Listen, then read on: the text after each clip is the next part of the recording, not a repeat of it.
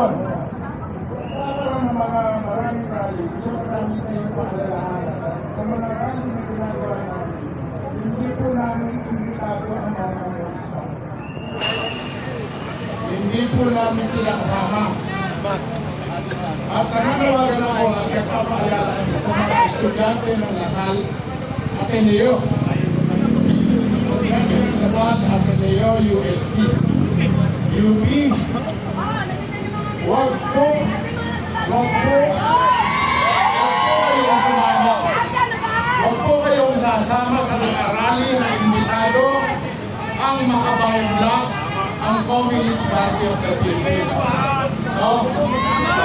Nananawagan kami, no? Sa mga kabataan. Nananawagan kami sa mga kabataan, lalo na yung mga kasapi, yung mga kabataan ng Akbayan. Yung mga kabataan, sila Rizal Tagalos. Huwag po kayong sasama sa mga kabayan. Okay? Paalala lang po. Salamat po. Maraming salamat kay Ka Peter Buto. Okay?